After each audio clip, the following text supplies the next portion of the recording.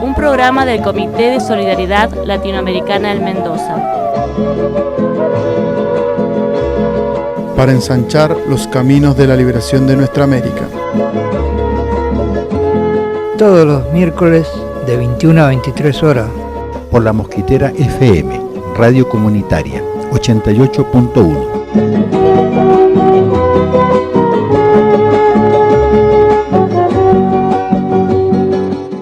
Tenemos, ante todo, derecho a la alegría, al encuentro soberano, a la emoción despierta, a la autodeterminación entusiasta, a la dignidad violenta, a burlarnos de la simetría y decir, aquí abajo está más libre, y hacer toda esa anchura que nos cabe hasta reventarles de palabras y piedras las páginas y el margen de la marginalidad. Tenemos derecho a la desobediencia, frente al despojo y la hazaña, frente a la primereada final, frente al adiestramiento del miedo, hasta exorcizarnos la impotencia y animarnos a todo, hasta hallar el abrazo tras la rabia, hasta que la esperanza se olvide de una vez por todas de esperar y ver al fin qué minúsculo es el tirano a la sombra del cuerpo colectivo cuando se pone de pie. Natalia Carrizo.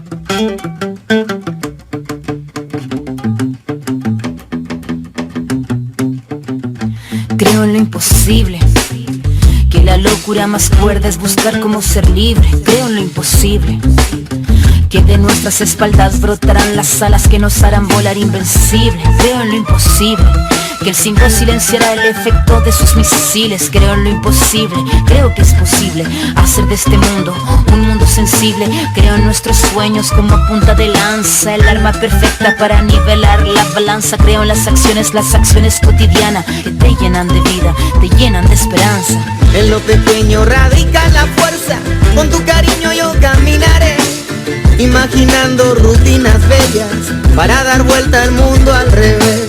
Empezar por nuestra casa primero, romper con todo nuestro miedo, ser consecuente de cuerpo y de mente para alzar el vuelo por senderos nuevos. Porque tu luz cotidiana enciende la sonrisa que sale por la mañana. Creo en ti, porque veo tu fuerza inexplicable, esa justa dignidad inconmensurable. Creo en ti, yo reafirmo que tu rabia proviene del dolor y tu lucha florece del amor.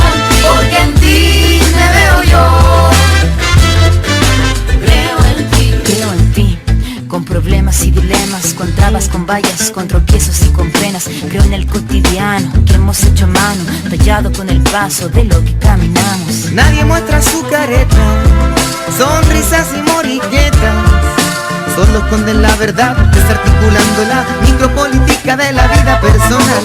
Creo en nuestros sueños, volando para el cielo. Creo en tus acciones más fuertes que balas, transformando nuestro barrio al final de la jornada, con ideas que el dinero no compra ni paga. Por eso yo no vine a convencer los convencidos, ni a predicar a los que se sienten vencidos. Yo vine a compartir con quien haya entendido que la pelea empieza por el nido. Porque tu luz cotidiana enciende la sonrisa que sale por la mañana. Creo en ti, porque veo tu fuerza inexplicable, esa justa dignidad inconmensurable. Creo en ti, yo reafirmo que tu rabia proviene del dolor y tu lucha florece del amor.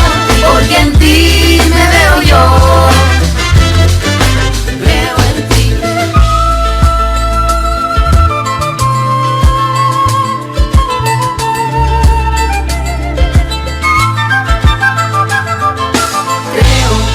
Hace tiempo que elegí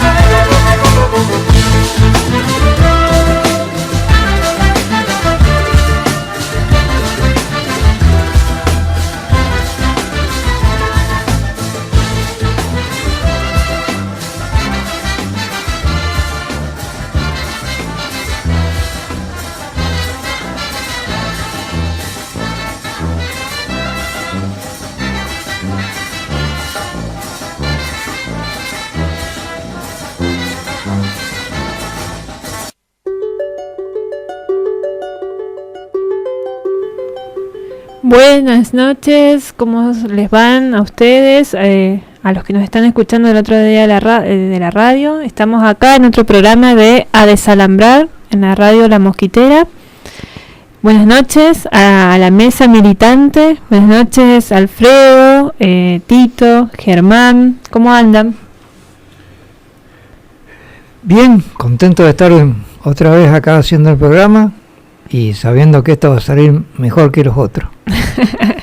Qué bueno, aunque esta vez seamos pocos. Aprovechamos para mandarle saludos a Alicia Martínez, que está nuevamente en reposo. Esperemos que se mejore pronto para ocupar nuevamente este espacio. A Ricardo Croce, a Soledad Roy, a Leo Bizaguirre, Nadia Marino, Mónica Marino, a Anita y a Nelson, que andan viajando, y a todos los que hacen que este programa sea posible, también como Lautaro Croce. ¿Cómo andás, Tito? Muy bien, che, acá tratando de pasar el frío. Ya pensaba que se nos iba este tiempo de frío. Y bueno, con muchas expectativas también del programa que vamos a tener hoy día, que se presentan nuevas condiciones a nivel latinoamericano y bueno, muy expectante también y esperanzado en un cambio positivo para los pueblos que luchan y están detrás de un mundo mejor, ¿no? Así es. Germán, Legends, ¿cómo andás? Muy bien, esos son saludos de buenas noches, ¿viste? Imagínate cómo va a ser la despedida. Muy bien, acá también soportando el frío. Estuve hasta recién en el acto de cierre de la campaña electoral de Evo Morales en Mendoza, así que fue acá en Bermejo, cerquita. Así que estaba fresquito el ambiente. Yo pensé que después del debate del domingo se iba a calentar el clima, pero no, se enfrió más, parece. En todos los sentidos. Uh-huh.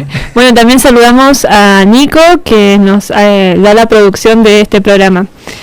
Bueno, comenzamos este programa escuchando una poesía de Natalia Carrizo y luego una canción de Anita Tijoux, que es Creo en ti. Así que también tenemos otras vías de comunicación para que puedan mandarnos mensajes al programa. ¿Querés contarnos, Alfredo, cuáles son? Bueno, saludando a la audiencia del Río Cuarto, tenemos el fijo como 4511-808, el WhatsApp 261-30-68-060. Nos pueden seguir por el Facebook como Comité de Solidaridad Latinoamericana. Y bueno, ya que los muchachos están un poco con frío, bueno, tenemos 13 grados de temperatura. Bueno, esperemos que empiecen a levantar esos grados. Y como todos los miércoles en esta mesa militante preparamos un noticiero para que todos podamos escuchar y enterarnos de esas otras noticias que a veces no están a nuestro alcance. Así que ahora vamos con el noticiero de A Desalambrar. Resumen informativo. Para desalambrar las fronteras. Desalambrando el cerco mediático.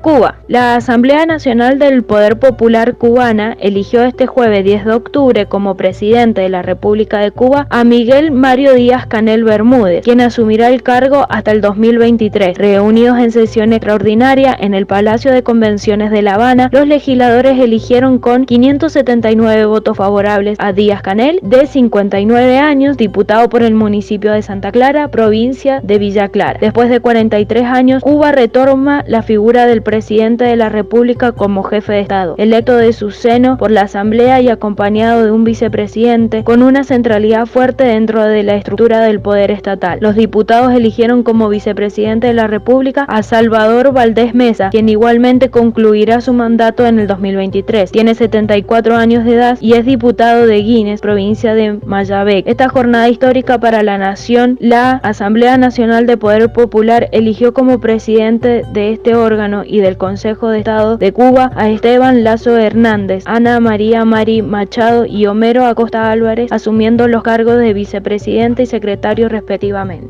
Ecuador. Después de 12 días de convulsión, el gobierno de Lenín Moreno resolvió derogar el polémico decreto 833 que elimina los subsidios a los hidrocarburos, medida que había elevado los combustibles con el más de 123%. 7 muertos, 1.340 heridos y 1.152 detenidos es el saldo de más de una semana en que Ecuador estuvo en una fuerte tensión sociopolítica, gracias a la presión popular de las grandes y sostenidas protestas de las comunidades aborígenes y otros actores sociales. El gobierno se vio obligado a encarar un diálogo para resolver el conflicto. Las medidas adoptadas por Moreno estaban relacionadas con las condiciones que había impuesto el Fondo Monetario Internacional para recibir un préstamo por $4.200 millones que debían permitir un ahorro de $1.300 millones al año y cubrir un déficit fiscal de $5.600 millones previsto para el 2019. Moreno definió la eliminación de los subsidios por considerar que los mismos favorecían a los sectores pudientes de Ecuador y a los traficantes de carburantes que vendían los energéticos al contrabando. A su vez, el presidente argumentó que recibió el poder en mayo del 2017 con una pesada herencia de parte del expresidente Rafael Correa, quien sustentó su poder con un sistema de asistencialista, prebendalista y corrupto que llevó al colapso de las cuentas públicas. Los argumentos de Moreno buscaban avalar la aplicación de las recetas del FMI, que apuntan fundamentalmente a reducir el déficit fiscal, flexibilizar el ámbito laboral y someter a las poblaciones medias y bajas a formas de vida precarizadas en función de las grandes capitales y las inversiones extranjeras. Esta forma de sometimiento económico se aplicó repetidas veces en Argentina, Brasil, Perú, México, Bolivia y otros países europeos que intentaron la misma receta del FMI, generando mayor pobreza y dependencia económica a los poderes centrales. La derogación del decreto 883 lejos está de poner fin al conflicto social, político y económico relacionado a las decisiones neoliberales y antipopulares del gobierno de Lenín Moreno, que rifan la soberanía popular. Y en tanto, la limitación de dicho decreto fue el fruto de la presión política social del pueblo. El conflicto seguirá latente si las decisiones del gobierno siguen empobreciendo a las poblaciones más desprotegidas. Colombia. El Consejo Regional Indígena de Cauca denunció este lunes el asesinato de otro líder de la comunidad en una zona rural de Cauca. Advirtió que carteles mexicanos están amenazando a los nativos de esa región. El Consejo Regional Indígena de Cauca, a través de un comunicado, rechazó el asesinato del Kiwi Telga Toribio Canas Velasco, de 53 años de edad, ocurrido cuando estaba en su vivienda en el municipio de Toribio y desconocidos le dispararon, causándole la muerte de manera inmediata. El Consejo afirmó también que se seguirá apoyando a la Guardia Indígena en su papel de defensora de la vida y subrayó que no va a permitir que los grupos armados ilegales intimiden a los nativos en su territorio. Las guardias indígenas están conformadas por adultos de la comunidad que ayudan a la población nativa a controlar y vigilar sus territorios para promover la defensa de los derechos y que llevan la chonta, un bastón de mando que les confiere su autoridad. Tras el asesinato, la oficina en Colombia del Alto Comisionado de la ONU para los Derechos Humanos rechazó el homicidio y se solidarizó con los familiares de la víctima y toda la comunidad indígena en el departamento. Desde septiembre pasado se han registrado al menos 9 asesinatos de líderes indígenas en el Cauca, uno de los 3 departamentos más cultivos de coca y marihuana del país. El Consejo Regional Indígena de Cauca afirmó que este modo de economía ilícito trae terror y muerte y que están afectando otras comunidades vecinas. Por los crímenes, el CRIC hizo un llamado urgente a la Defensoría del Pueblo y a la misión de apoyo al proceso de paz en Colombia de las organizaciones de Estados americanos, entre otras entidades, para que apoyen a las comunidades afectadas. El asesinato y las amenazas ocurrieron pocos días después de que centenares de indígenas se congregaron en Toribio para defender la autonomía de la violencia ejercida por los distintos grupos armados ilegales. El encuentro, que se llamó Tejiendo Resistencias para la Vida, fue convocado por el Consejo Regional Indígena de Cauca como una demostración de apoyo a la Guardia Indígena y con objetivo de conservar la armonía territorial.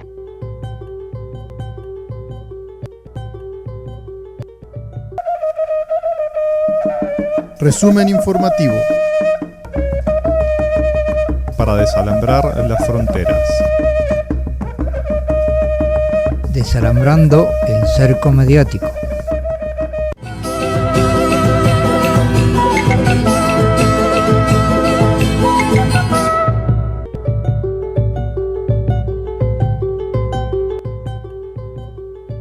Brasil. Ante poderosos CEOs locales e internacionales, Jair Bolsonaro inauguró el Foro de Inversiones Brasil 2019 con un discurso de implícito apoyo político a Mauricio Macri. Aconsejado por sus colaboradores más cercanos, el presidente de Brasil obvió mencionar a la Argentina y a su proceso electoral, pero todo el auditorio entendió cuando dijo: tenemos la obligación de hacer algo para evitar que vuelva al pasado. Sin embargo, para no tensar la cuerda con el eventual sucesor de Macri, Bolsonaro aseguró que si es elegido Alberto Fernández por los votos populares, debemos respetar ese resultado. El presidente brasilero ya manifestó en distintas oportunidades su deseo de ver a Macri 4 años más en la Casa Rosada, pero esta vez lo hizo ante un auditorio selecto del poder económico. La idea que domina el gobierno bolsonarista es que América Latina asuma el modelo económico de Brasil, que combina libertad económica y apertura al mundo. Así lo definió el ministro Paulo Guedes, jefe de Economía, al subrayar que esperan convertir al Brasil en una suerte de puerta de entrada a toda Sudamérica, es decir, la famosa plataforma exportadora para el resto de la región. Desde ese punto de vista, puede entenderse que Bolsonaro querría ver en la Casa Rosada a un líder político que comulgue con su proyecto. No es el caso de Alberto Fernández, quien, para cristalizar las diferencias con el actual gobernante de Brasil, optó en junio por realizar una visita al expresidente Lula da Silva, que está detenido en Curitiba hace 1 año y medio. De acuerdo con las definiciones que formuló el ministro de Hacienda, Paulo Guedes, Brasil marcha hacia un rápido proceso de privatizaciones que incluye a la gigante estatal Petrobras. Según el funcionario, la empresa debe ocuparse apenas de su misión original, que sería la de producir petróleo, y deshacerse en consecuencia de todo lo demás, distribución y refinación. El ministro Guedes fue enfático ante los empresarios: precisamos achicar aún más el Estado y tomarlo más eficiente. Y con relación a la Argentina, Guedes festejó que se avance en vaca muerta. Con el gas argentino y el boliviano, más el que podemos producir nosotros, llegaremos a una ecuación de energía muy barata, indispensable para la productividad. Uruguay. Representantes del colectivo ¿Dónde están nuestras gurisas? Y abogadas del Centro de Defensa y Promoción de los Derechos Humanos presentaron en la sede de la Institución Nacional de Derechos Humanos y Defensoría del Pueblo una denuncia colectiva para exigir que se investiguen los casos de 5 mujeres desaparecidas entre 2008 y lo que va del 2019 en distintos puntos de Uruguay. Se trata de Sandra Cortázar, Jennifer Mironi, Milagros Cuello, Ana Paula Navarro y Florencia Barrales. Todas son mujeres adolescentes y jóvenes provenientes de familias pobres que no han tenido acceso a la justicia, y en varios casos se sospecha que hay vínculos con la trata de personas con fines de explotación sexual, dijo Eva Taverne, del colectivo que impulsó la iniciativa. Las mujeres ingresaron a la sede al grito de "Queremos respuestas, el Estado es responsable", en compañía de familiares de Sandra, Milagros y Florencia, quienes fueron recibidos por un grupo interdisciplinario. Una de las abogadas que están detrás de la denuncia colectiva, Valeria España, explicó que lo que pretendemos es que los casos de las 5 chicas desaparecidas se muevan y que haya una investigación para determinar en qué situación están, dijo Taverne, y aseguró que las familias, luego de hacer la denuncia por la desaparición, no han tenido acceso al expediente, no fueron informadas sobre los procedimientos a seguir, no conocen el número de la denuncia y no saben qué se hizo por el momento. Incluso explicó que muchas veces las autoridades han adjudicado a los propios familiares la tarea de investigar. Taverne explicó que las desapariciones siempre están atravesadas por la violencia de género. Además agregó que muchas situaciones concluyen sobre la base de determinados indicios, que la desaparición está relacionada con la trata de personas. Desde el 2017 hasta la fecha, cerca de 40 mujeres adolescentes y jóvenes fueron desaparecidas, según el conteo que se lleva a cabo. ¿Dónde están nuestras gurisas? Seguramente el número es mayor, ya que muchas veces no se llega a hacer la denuncia. Este tema tiene que ser absolutamente cardinal también para el feminismo, opinó Delia. Estamos hablando de nuestros cuerpos, de las violencias que sufrimos en todos los aspectos. Es quizás, junto con el femicidio, una de las formas más extremas de violencia de género.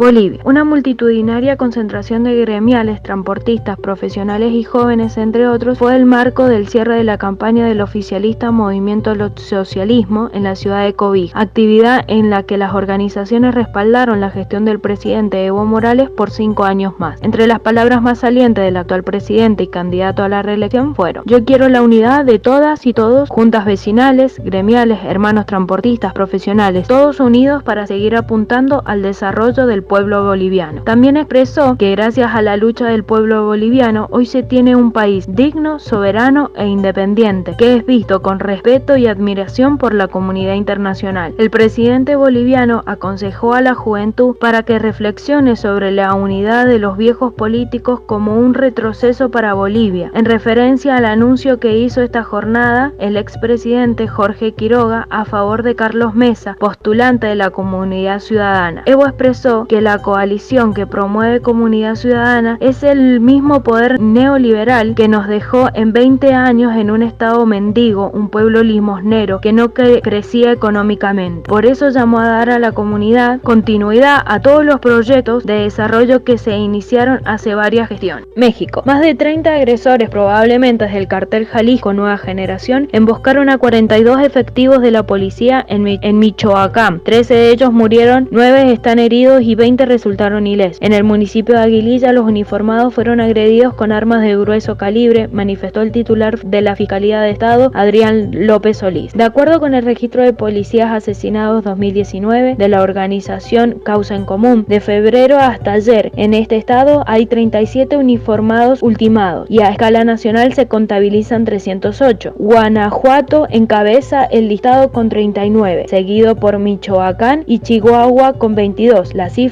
obedecen a un registro hemerográfico.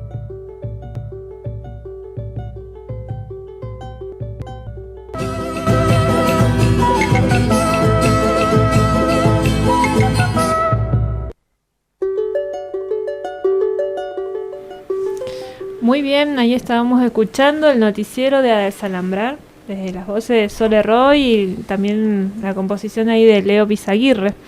Estas noticias que nos traen de toda Latinoamérica. Así es, y cada vez más noticias.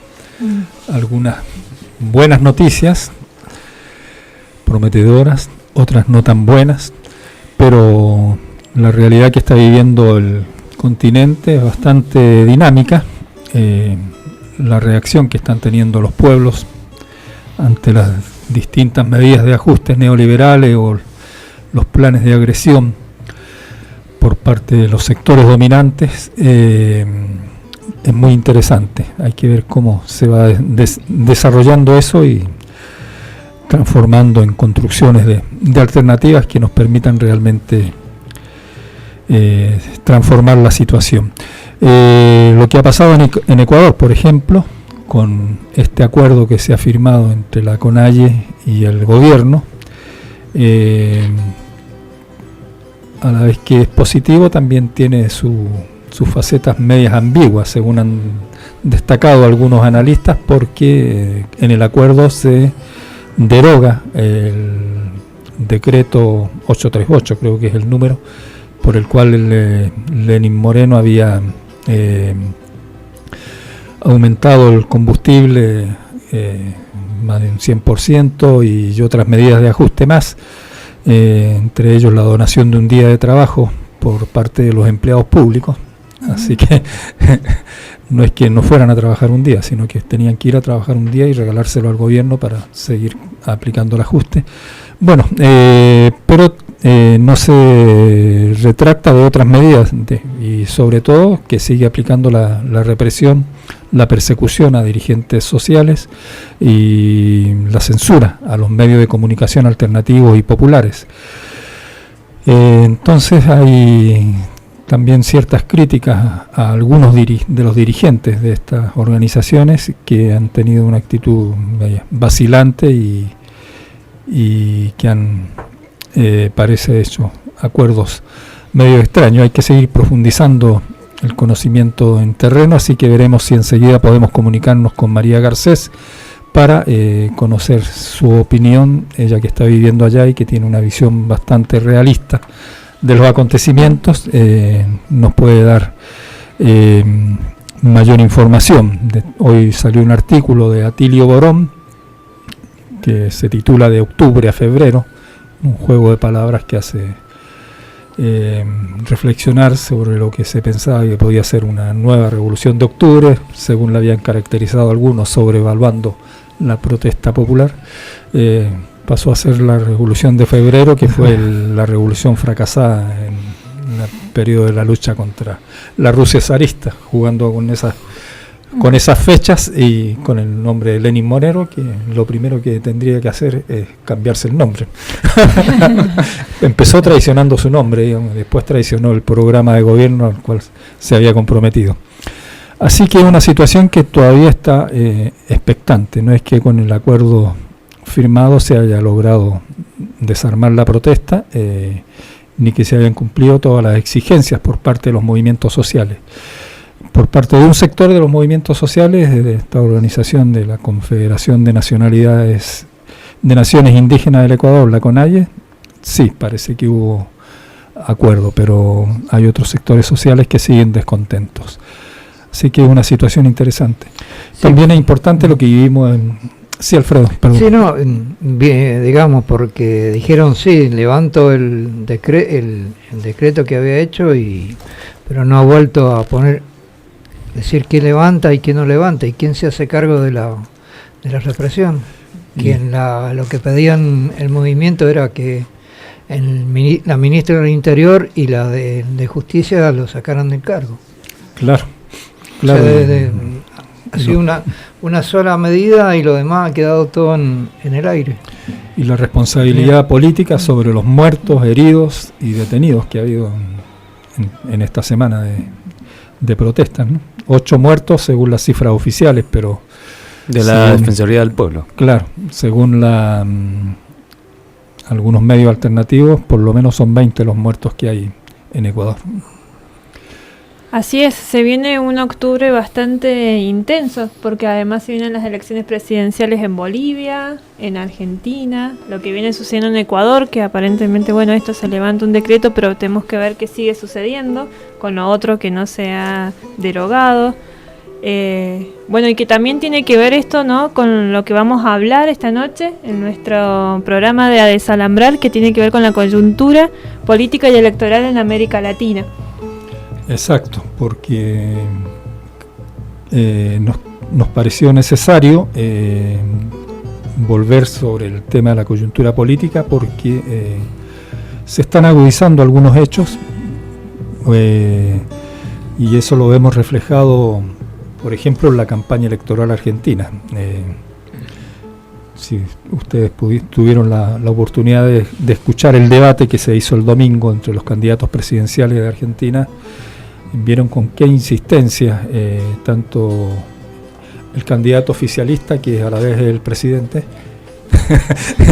y que se postula para su reelección, con qué insistencia le exigía al principal candidato opositor, Alberto Fernández, una definición acerca de la caracterización del gobierno de Venezuela como una dictadura. O sea, para él no es suficiente que Alberto Fernández haya dicho que hay problemas en Venezuela, que hay un gobierno autoritario según Fernández, pero reivindica el derecho a la autodeterminación y que sean los propios venezolanos quienes resuelvan esos problemas. No, ellos quieren que lo caracterice como una dictadura, que se violan los derechos humanos, que se cometen crímenes y por lo tanto justificar así la intervención extranjera. Y así también los otros candidatos de la derecha, como Gómez Centurión y el otro Espert, también machacaban sobre lo mismo.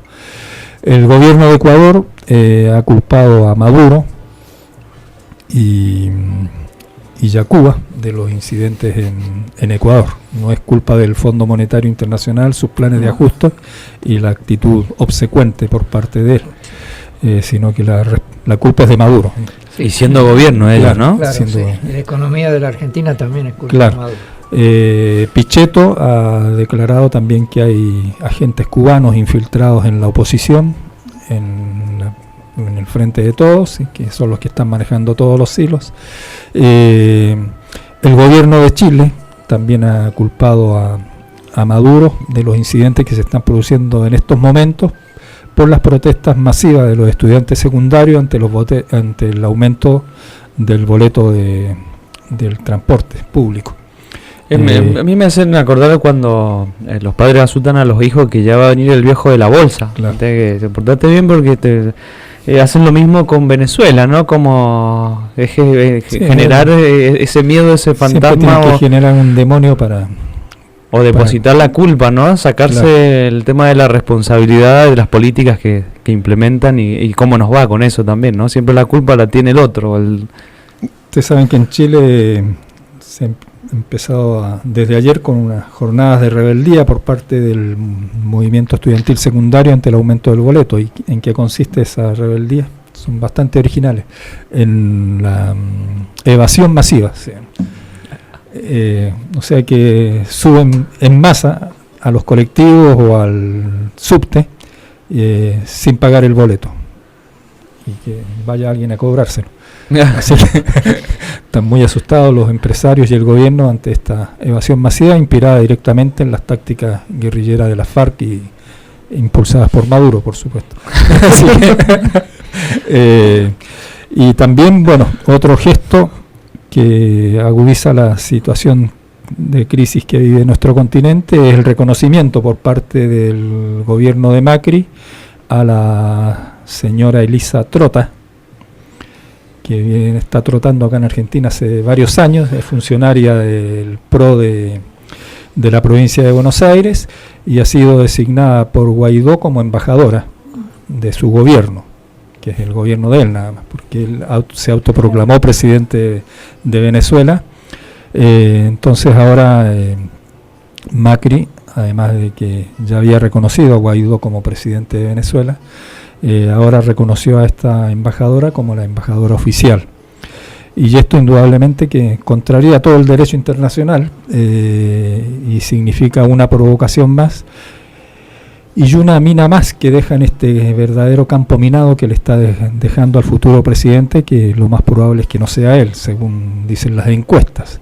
Así que está minando el campo para que el próximo presidente encuentre bien jodida la situación, además de la tremenda deuda externa e interna que deja, está complicando bastante el panorama internacional con este tipo de actitudes. Nosotros como comité repudiamos este reconocimiento y sabemos que es una maniobra más electoralista para disputar votos a la derecha y también complicándole el futuro, en la perspectiva política al futuro gobierno.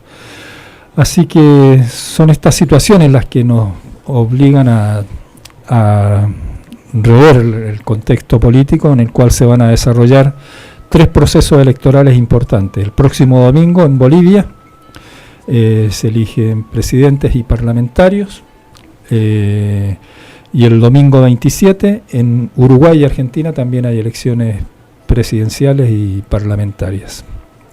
Ya enseguida iremos tratando caso por caso. Así es. Bueno, antes de irnos a escuchar una canción y comenzar con la columna que tiene que ver con este programa, les quería decir una parte de la poesía que escuchamos al principio que dice: qué minúsculo es el tirano a la sombra del cuerpo colectivo cuando se pone de pie. Y un cuerpo colectivo que este fin de semana se puso de pie y viene poniéndose de pie y caminando hace tiempo somos las mujeres. Y quería comentar esto, que las mujeres del comité participamos en el 34 Encuentro Nacional de Mujeres y fue como un ejemplo y una representación de esto, que minúsculo es el tirano cuando el cuerpo colectivo se pone de pie y en ese ponerse de pie se está tan seguro y trata de hacerle frente a todas estas realidades que vamos viviendo. Las mujeres también nos pusimos de pie y denunciamos todo este gobierno y que nuestro enemigo no es este capitalismo atroz que estamos viviendo. Exacto, y un gran ejemplo solo para el país y sus hombres, sino para toda América Latina, y creo que así lo evalúan. Hubo presencia de mujeres latinoamericanas también en el encuentro, ¿no es cierto? Exactamente, sí, de Ecuador, de Nicaragua, estuvieron también poniendo sus voces en los conversatorios y en algunos talleres.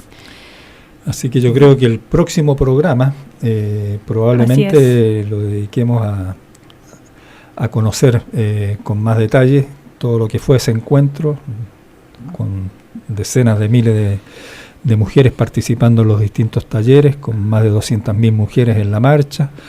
Ha sido impresionante, así que apenas terminen de regresar y de recuperarse las compañeras que han participado en ese encuentro, que significó muchas horas de viaje y mucho esfuerzo para poder ir y participar, vamos a empezar a preparar el próximo programa, donde conoceremos más en detalle lo que se discutió y lo que se resolvió. Así es. Sí, no, iba a agregar que los medios de comunicación la han ninguneado exitosamente. Sí, sobre todo en Mendoza. Cuando nosotros volvimos en el colectivo, íbamos revisando las noticias de Mendoza y bueno, desvirtuadas totalmente de lo que sucedió ahí. Lo bueno es que muchas mendocinas pudimos participar, estar ahí adentro y que podemos, bueno, a través de estos medios decir esa realidad que los otros medios no pueden estar, no se animan a decir lo que se vivió ahí. No, más acá en Mendoza, bueno. Exactamente. Claro. En todo caso, podrían las compañeras que participaron en el encuentro de Mendoza ponerse de acuerdo y armar una jornada de presencia en los medios de comunicación masivos de Mendoza para que se enteren de lo que pasó. Se puede organizar una entrevista con Andrés Gabrieli, por ejemplo, que estamos favorables. Bueno, la Mosquitera sí estuvo presente en el encuentro con sus mujeres participando en el encuentro y además transmitiendo en vivo desde allá, junto con Farco, con el Foro Argentino de Radios Comunitarias. Así que hay que felicitar también a la Mosquitera por su militancia activa en la comunicación, pero no solo en la comunicación. Está muy bien. No, yo me quedé pensando que no solamente no salió ninguna noticia, sino que la única que salió es siempre tratando de criminalizar el movimiento, ¿no? Y sacando esa falsa noticia o la noticia esa a lo mejor de alguna reacción de algún grupo que no hace al conjunto y que no hace a la importancia de ese gran movimiento, y tienen ese juego, ¿no? Los medios de comunicación cuando quieren romper o desbaratar ciertos movimientos, ¿no? Entonces, bueno, un ejemplo más de lo que hace los medios mendocinos, ¿no? Lo que buscan siempre es la noticia escandalosa o la morbosa. Entonces, por ahí hubo algunos hechos que fue lo único que reprodujeron, pero no fue lo sustancial del encuentro ni lo más importante. Sí. Exactamente. Bueno, después de estos comentarios nos vamos a ir a una canción ahora de Víctor Heredia y luego comenzaremos con la columna de las voces de la Ptayala.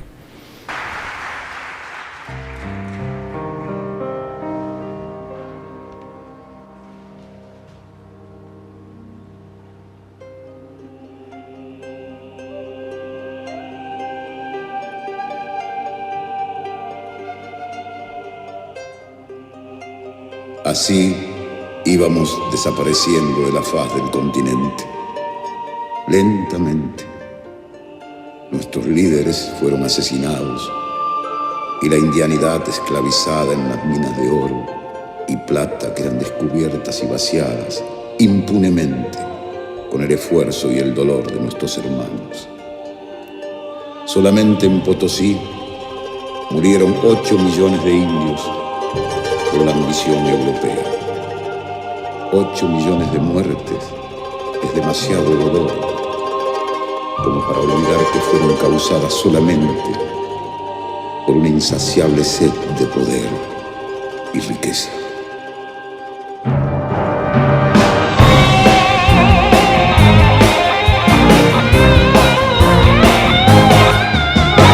Lloras, penas, sangras por mí. Alto cielo de Potosí se abierta como una puerta de los infiernos y la oscuridad.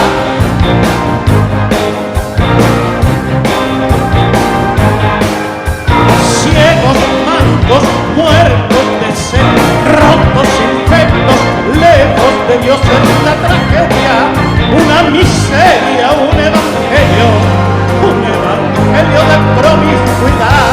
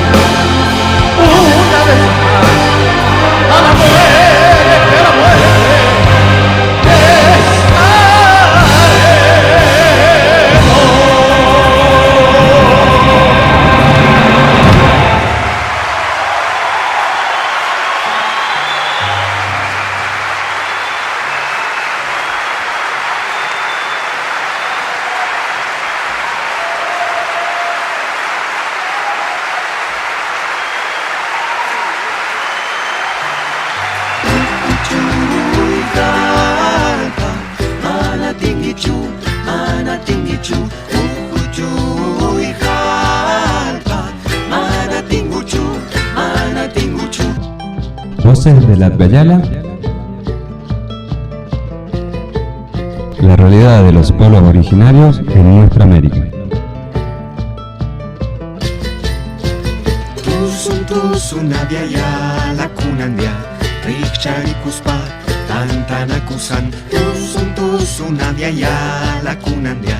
En la columna de las Voces de la Atbayala hablaremos sobre el movimiento indígena contra el modelo económico neoliberal, con principal atención en el caso de Ecuador. Las organizaciones indígenas ocuparon un lugar central en las jornadas de protesta que se vivieron en Ecuador contra el presidente Lenín Moreno. La Confederación de Nacionalidades Indígenas del Ecuador, CONAIE, aglutina 14 nacionalidades y cerca de 15.000 pueblos originarios. Desde su conformación en 1980, tuvo un papel central en la política ecuatoriana, formando parte de movimientos que derrocaron presidentes. Hoy le dicen al gobierno que las protestas no van a parar hasta que el Fondo Monetario Internacional se vaya del país. La población indígena en Ecuador representa aproximadamente el 25% de sus 17,3 millones de habitantes, pero en términos reales un 80% del total son mestizos. Recién desde la conformación de la CONAIE en 1980 encontraron una representación que los ubicó como actores determinantes del mapa político ecuatoriano.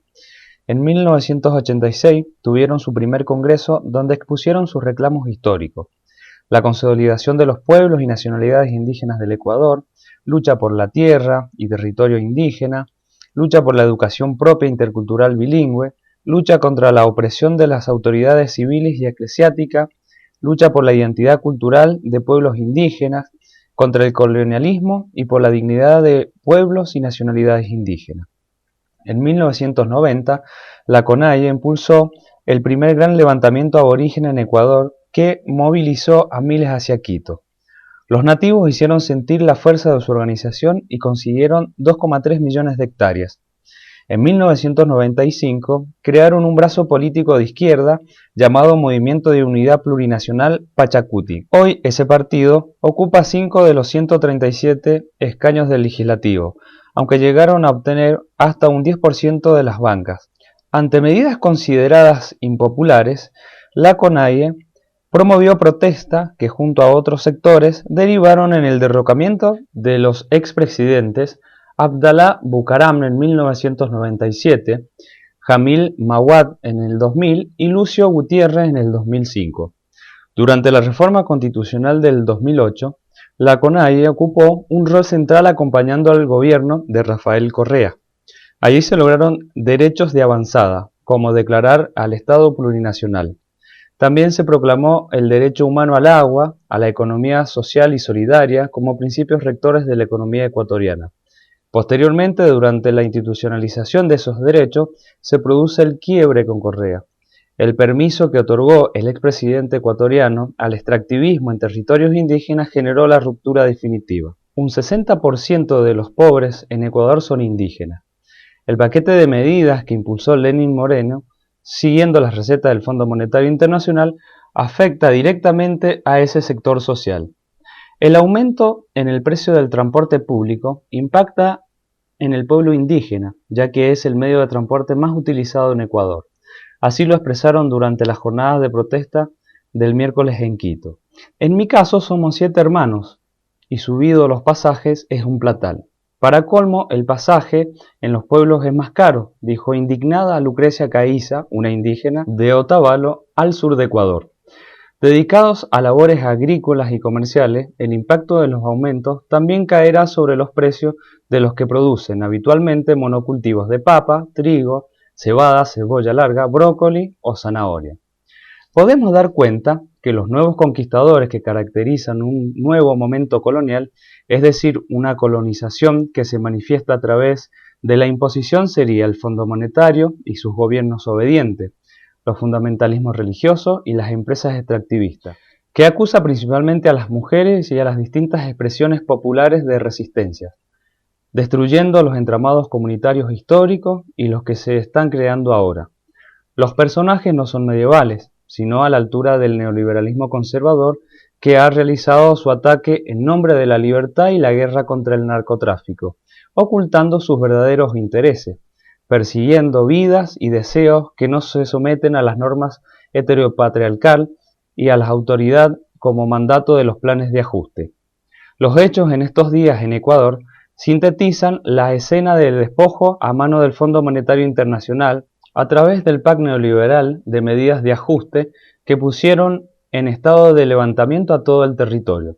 De manera cronológica podemos constatar que el conflicto surgió cuando el presidente Lenín Moreno anuncia un paquete de reformas económicas, laborales y tributarias necesarias para cumplir con las exigencias del FMI. Entre ellas, la medida más polémica consiste en la liberación del precio de los combustibles a partir del jueves 3 de octubre del 2019 en todo el territorio ecuatoriano, lo que generó un aumento de hasta el 123%, encareciendo toda la producción, generando el levantamiento de la sociedad ecuatoriana, encabezada por el movimiento indígena, pero también se plegaron sindicatos, estudiantes, colectivos de mujeres y organizaciones sociales, exigiendo que el presidente dé marcha atrás con el ajuste y el tarifazo, convocando a un paro nacional y movilizaciones en todo el país, con movilizaciones y corte de calles y rutas, con un saldo de 379 detenidos. Dicha protesta social desembocó en una jornada de paro nacional del día miércoles de octubre, convocada por el Frente Unitario de Trabajadores, FUT. En el mismo sentido se manifestaron los pueblos originarios agrupados en la Confederación de Nacionalidades Indígenas de Ecuador, la CONAIE, que llamaron a una movilización indefinida. En principio en los territorios pronto se movilizarán todos los pueblos a nivel nacional, protestando no solo en contra del tarifazo y el aumento de los combustibles, sino también contra la minería, la explotación petrolera, la defensa del derecho a la justicia indígena y la educación intercultural bilingüe. Desde el miércoles 2 de octubre se desarrolló un paro de transporte que fue levantado en el día 5 del mismo mes, luego de que entidades representantes del sector entregaran un petitorio al gobierno para que permita el aumento de tarifas. La CONAIE, la mayor organización ancestral del país, se mostró molesta por la decisión de los transportistas. No sé a qué están jugando, pero no entendemos a esa gente porque ellos buscan simplemente ingresos económicos de ellos, los bolsillos de ellos. Nuestro interés no va por ese camino, afirmó Jaime Vargas. Las agrupaciones de pueblos originarios están en coordinación con estudiantes, jubilados, campesinos, agricultores y artesanos, así como sindicatos de trabajadores y otras organizaciones sociales. Por el otro lado, la Asamblea Nacional espera que el Ejecutivo envíe en breve el proyecto de ley donde se determinan nuevos ajustes, entre ellos una reforma tributaria y laboral, en la cual el Poder Ejecutivo no tiene mayoría en la banca, por lo que la sacaría por decreto a dicha ley.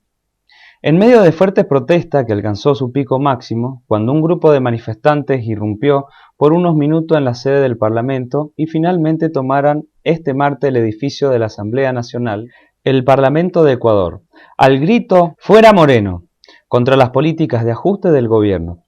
Ante esto, el presidente de Ecuador trasladó la capital de Quito a Guayaquil y decretó un toque de queda, el decreto número 888. Entre las 8 de la noche y las 5 de la mañana, en la cercanía de los edificios gubernamentales, las personas no podrían circular. Luego de una hora, que desató violentos choques con los uniformados, policías y militares, pudieron desalojar a los manifestantes con gases lacrimógenos y detonaciones. La CONAIE alertó sobre los heridos por la salvaje represión a la protesta, mientras unos 10.000 miembros del colectivo indígena procedentes de distintas regiones de Ecuador llegaron hasta Quito en vísperas de la huelga general del miércoles. Las grandes protestas, inéditas en los últimos años de la historia ecuatoriana, dejaban hasta el martes el saldo de un muerto, 73 heridos y 570 detenidos según cifras oficiales. Desde el exterior, el expresidente Correa negó las acusaciones de golpismo con las que lo acusa el gobierno, y pidió el adelantamiento de elecciones ante lo que describió como una gran conmoción social. A pesar de que en las últimas horas del 12 de octubre el movimiento indígena aceptó el diálogo directo que había rechazado en principio con el gobierno de Ecuador, el presidente Lenín Moreno ordenó el toque de queda y la militarización de Quito. Se trata de una medida más dura que el estado de excepción. Las expresiones de Lenin van en contramano de la voluntad de diálogo expresada por la Confederación de Nacionalidades Indígenas, CONAIE. Las jornadas de paro y movilización, que se prolongaron durante 11 días y que dejaron, producto de la represión estatal, un saldo de 8 muertos, 1.152 detenidos y 1.340 heridos, según cifras de la Defensoría del Pueblo. Analizando la derogatoria del decreto, podemos decir, es el resultado de una negociación pública inédita para la historia de Ecuador. Aunque se trata de una victoria parcial del campo popular, el decreto era el núcleo duro del paquetazo, pero todavía persisten propuestas adicionales tales como la eliminación del impuesto a las rentas, a la reforma laboral que el gobierno está intentando enviar al Congreso. Se trata de una reforma sumamente regresiva en términos de derechos laborales que disminuye en un 12% el salario, reduce las vacaciones, habilita el despido de empleados públicos y permite privatizar la seguridad social. Es decir, que el resto de las demandas quedan subsumidas a la derogación de ese decreto, con lo cual todavía queda mucho camino por recorrer. Es una venerable tradición del pueblo ecuatoriano que derrocó a varios presidentes reaccionarios y si esta vez, cuando hizo un esfuerzo increíble, las cosas salieron mal, es probable que en su segura resurgencia los resultados sean muy distintos. En Ecuador es un ejemplo más de la incapacidad que tiene el neoliberalismo para brindar estabilidad política, social y económica.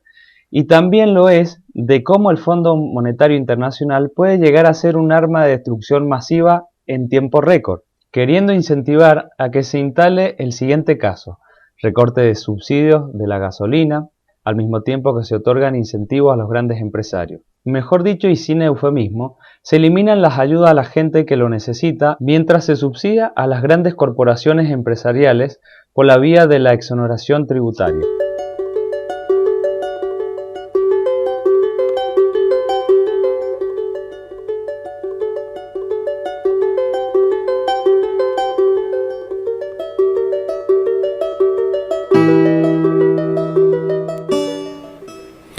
Bueno, ahí acabamos de escuchar la columna de las voces de Latbellala, que habíamos tomado el caso de Ecuador, sobre todo en su impronta indígena que ha tenido todo ese movimiento. Y repasando y conectando también con los datos del resumen informativo, ¿no? Esto de poder hablar también de la situación de Bolivia, ¿no? Países que tienen un alto porcentaje de pueblos originarios. Y parece que esto también genera una cierta intolerancia también a los esquemas que plantea por ahí el neoliberalismo, ¿no? Ese capitalismo salvaje, extractivista, que también avanza sobre los derechos de los pueblos originarios y despoja de esos derechos a los pueblos. Y qué interesante, ¿no? Esto que se ve en Ecuador, ¿no? Que los pueblos originarios puedan ser también un actor político fuerte en la región, en su país, ¿no? Y lo mismo que nos pasa en Bolivia también, que los pueblos originarios también, ¿no? Posicionados como sujeto histórico y de derecho y pudiendo presentarse como un actor político que está en pie de lucha y que reclama por sus derechos, ¿no? Sí, es valioso que en poblaciones con un sector indígena tan importante, estos vayan asumiendo también un rol político y cada vez más conscientes de que la forma de obtener sus derechos es jugando un papel también en la arena política y no aisladamente, sino también en conjunto con los otros sectores sociales, de trabajadores, de estudiantes, movimientos de mujeres, o sea, no aisladamente, sino ir articulando la unidad popular, que es la única forma de poder enfrentar estos planes. Lo importante es eso, que se empiece a jugar un rol político y se desarrolle la conciencia política también en estos sectores, ¿no? También me quedan los datos tan alarmantes también de la realidad que viven los pueblos indígenas ahí de Ecuador, que dice que del 60% de pobreza que tiene ese país, la mayoría sean indígenas, ¿no? Y que tienen los niveles más altos de desnutrición crónica de los chicos, los tienen también los pueblos originarios. Pero bueno, tiene esa dualidad también el movimiento indígena, porque después vos ves que como actor político fuerte, ¿no? Esto de recuperar 2.3 millones de hectáreas de tierra, cuando la realidad del resto de muchos de los pueblos que estamos en Latinoamérica, estamos perdiendo el territorio, ¿no? Que este actor, que los pueblos originarios de este país, al contrario de perder, puedan recuperar. Y por ahí como ejemplo también que nos quede a los pueblos que en la unidad, ¿no? y con los otros. Ahí decía Vargas también, que es el que está al frente de la organización, ¿no? De la CONAIE, de que ellos están organizados y unidos con las organizaciones sociales, con los estudiantes, con otros actores, ¿no? En ese análisis de actores que son aliados en la lucha y que podemos hacer fuerza, ¿no? Eso también a mí me genera esa reflexión para los pueblos también, que nos toca acá repensarnos también en esa lucha y de cómo podernos organizar y armar, ¿no? Sí, importante tener en cuenta que no es un proceso homogéneo, no es lineal, tiene avances, retrocesos, hay contradicciones, hay posturas que van variando con el tiempo, están sometidos también a todas las tensiones de las fuerzas políticas existentes en la sociedad, así que indudablemente que hay que seguirlo de cerca y hay que estimular el avance de los sectores más conscientes, más avanzados, y porque hay también una especie de mistificación del movimiento indígena que me parece que es más dañino para el movimiento indígena que más positivo. Hay que verlo como un actor social y político real, con todas las contradicciones que tenemos todos los actores políticos y sociales. Así que podemos ir a la tanda, yo creo, porque ya se nos está pasando la hora y nuestros auspiciantes se van a enojar. Porque luchamos por ella. Porque la conseguimos. Aquí el espacio publicitario.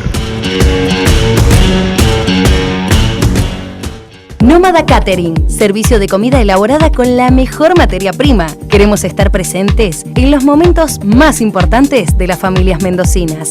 Nómada Catering, servicio de mozos y lunch en el lugar del evento. Nómada Catering, servicio pensado para eventos, desayunos, coffee break y lunch con opciones variadas y saludables. Esperamos tu consulta para acompañarte en tu evento. Al teléfono 154 70 65 33 o al WhatsApp 2614 70 65 33. Nómada Catering, el sabor de la comida casera. Promueve ACERM, Asociación de Cooperativas de Empresas Recuperadas Mendoza. Hace un tiempo tuvimos un sueño, luego lo proyectamos y con mucho esfuerzo lo convertimos en realidad. Nuestros 4 nuevos jardines maternales combinan diseño de vanguardia, concepto de inclusión, arte y principalmente la funcionalidad que estas instituciones educativas requieren. A esto le llamamos auténtica inversión social. Con vos lo estamos haciendo posible. Municipalidad de Guaymallén. Elegí tu delegado o delegada permanente. El SUTE se construye en cada escuela para conquistar todas las demandas y derechos de las y los trabajadores de la educación. Es necesario que las escuelas participen, debatan, propongan y se organicen. Nuestros delegados asesoran, difunden, fomentan debates, organizan las demandas y resoluciones colectivas. Velan para que en cada escuela no se vulnere ningún derecho. Elegí tu delegado o delegada permanente. Ponele voz a tu escuela. SUTE, Sindicato Unido de los Trabajadores de la Educación. Don Cervezulio! ¿Cómo anda, don Lupulerio? Acá, contemplando cómo el agua se va adentrando en los confines del surco, buscando besar a su tierra amada. ¿Y usted? Yo, reventado de calor y de sed. ¡Oh! ¡Qué rico tomarse un porrón a esta hora! Y vamos pa'l Pirca, pues. Ya mismo voy a buscar la yegua que tiene el GPS. No, espérese. Nos vamos los dos en este que se maneja solo. ¿El macarrón? Sí, el Lumbers. Le pega un chiflido y lo pasa a buscar. Fueron sin mí, che, pero ya sé dónde van. Pirca, cervecería artesanal, Padre Vázquez 673 Maipú, teléfono 481-4227. Señores pasajeros, tengan ustedes muy buenos días. Señorita, por el permiso de ustedes los voy a molestar un minuto para ofrecer. La Mosquitera, servicio de difusión popular. Publicita con nosotros, radio, revista, web. Vende, unite a La Mosquitera Medio Comunitario. Tu publicidad llega a donde debe llegar. Llámanos al 451-0084. O contactanos por nuestras redes sociales La Mosquitera.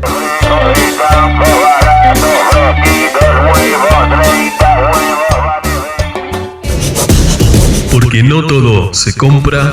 Hasta aquí llegó el espacio publicitario. Te invitamos a seguir con nuestra programación.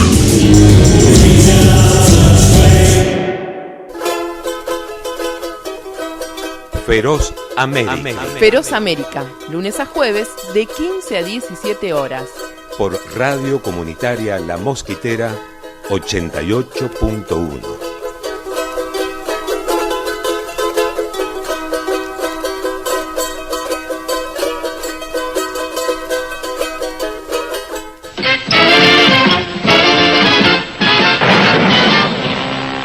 Después de 15 años juntos, Sala de Maestros tiene el placer de presentar noticias, comentarios, debate, humor, análisis, micrófono abierto. Sábados 10 horas. Sala de Maestros.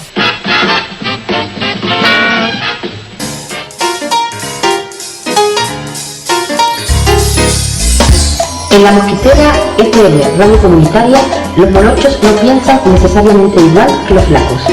Ni estos igual que las chicas. Con los operadores igual que los locutores. Ni los jóvenes igual que los viejos. Porque en este colectivo no todos pensamos igual, aunque no necesariamente.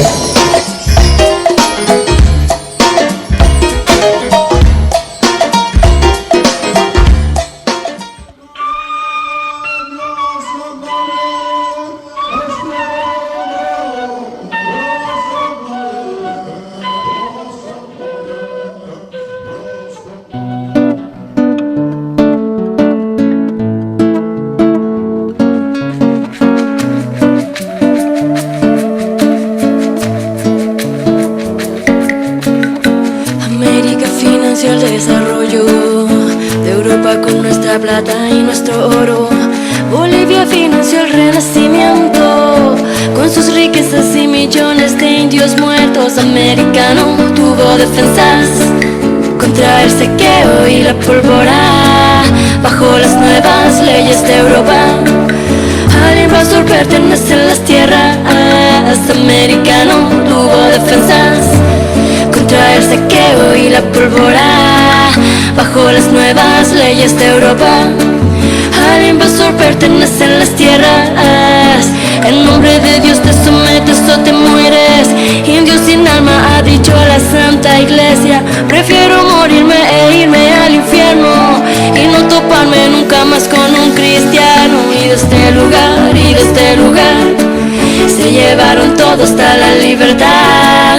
Y de este lugar y en este lugar hay a muchos que la historia les da igual. Siglos oscuros me desgarran la voz. Destruyeron nuestras culturas, impusieron su Dios. Sus descendientes lavan sus conciencias con caridad y avalan un sistema lleno de desigualdad.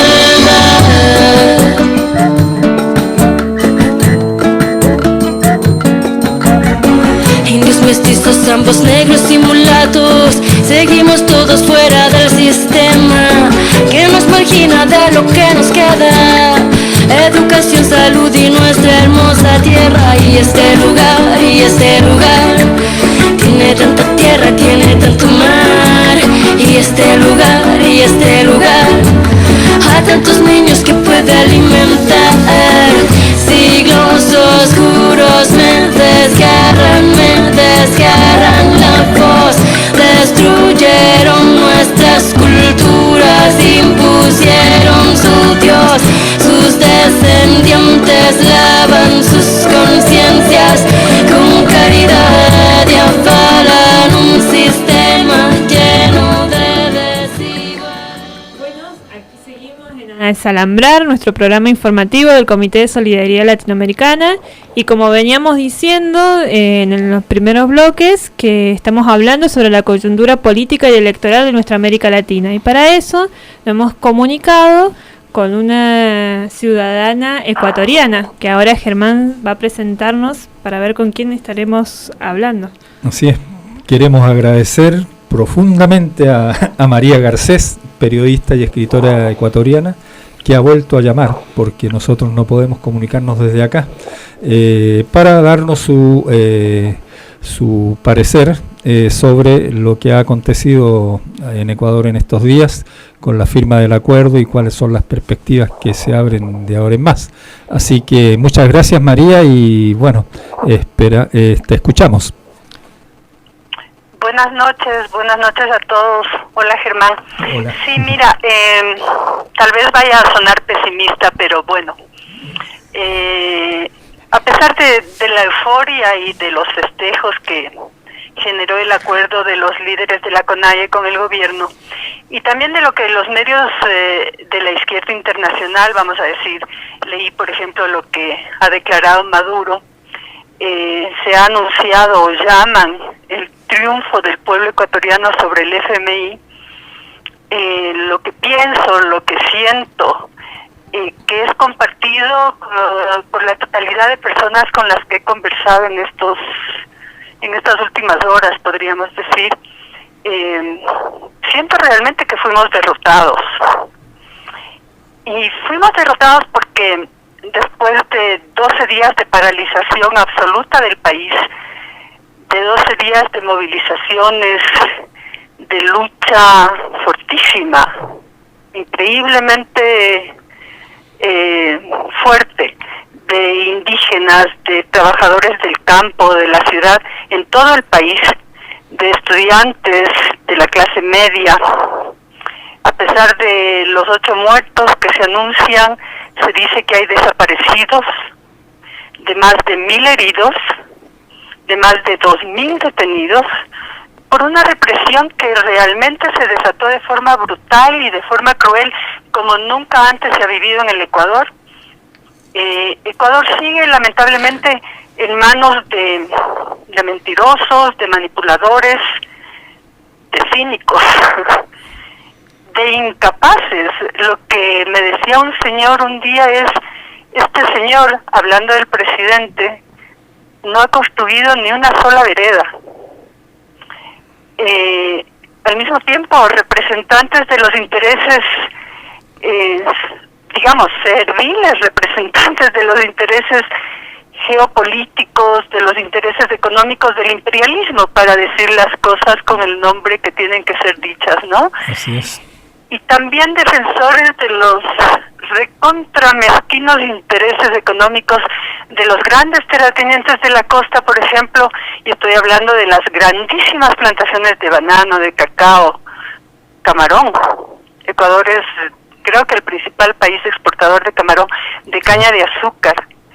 Y este gobierno es un servil defensor de los intereses económicos de esta gente, de los banqueros obviamente, ¿no?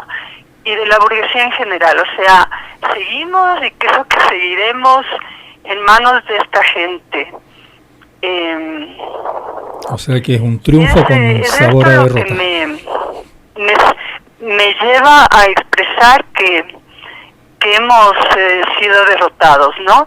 El 10 de octubre yo hablé con ustedes el 9, el día de la huelga general, y les contaba de una manera más bien triste quizás mis apreciaciones sobre la marcha, sobre la falta de lo que yo decía, alguna consigna clara, ¿no? El 10 de octubre, cuando se hace una gran manifestación, quizás la más grande, una grandísima concentración en torno al Ágora de la Casa de la Cultura. El Ágora tiene capacidad para 5.000 personas y estaba repleto, yo estuve adentro. Fui nuevamente el 10 de octubre a la ciudad. Es el día en que se asesina a 3 indígenas, uno de ellos dirigente de la provincia de Cotopaxi. Quito está en la provincia de Pichincha, la siguiente provincia hacia el sur es la provincia de Cotopaxi. Y viene gente de las zonas muy altas de las montañas, no estamos hablando de 4.000 metros de altura, de donde venía la población indígena de la provincia de Cotopaxi. Y el día de la muerte del dirigente se anuncia la llegada del ataúd, hubo policías y militares detenidos en el Ágora, había un ambiente de muchísima efervescencia y había dos consignas únicas, pero ya gritadas a coro por miles de personas. Eran Moreno asesino y fuera Moreno fuera. Entonces yo sí me pregunto, ¿qué pasó entonces, no? Es interesante analizar y entender el distanciamiento profundo que hubo entre el movimiento indígena de forma oficial y también en sus instancias, digamos, populares, estoy hablando de la CONAIE, con el gobierno de Rafael Correa. Entonces, una de las explicaciones que yo me daba, y quizás a muchas personas no les gusta escuchar esto, pero pienso que Rafael Correa volvió a cometer un grave error político en estos días, en estas horas, digamos, como de definición del movimiento, declarar en Bélgica sobre su posible retorno. Entonces, ¿qué hace la CONAIE? Esto es mi parecer, ¿no es cierto? Es instintivo lo que estoy analizando. Y lo que he pensado, sí, la CONAIE opta por separarse de esa posibilidad, ¿no es cierto?, de que haya un ir más allá en las movilizaciones para lograr la caída de un gobierno que, repito, es absolutamente incapaz y ha gobernado realmente con la mentira, la burda manipulación. Tengo ejemplos en la cabeza, ¿no? Que bueno, quizás viene el caso darlos. Por ejemplo, uno de los días fuertes, cuando el aeropuerto de Quito estaba cerrado, esta señora Paula Romo, que es la ministra de Gobierno, hace una declaración manipuladora, pero total, burda, de haber detenido 19 venezolanos y pone el epíteto o el adjetivo de terroristas que venían supuestamente a esto de la desestabilización del gobierno de Moreno. Claro. En todo caso, ahí estamos. Entonces,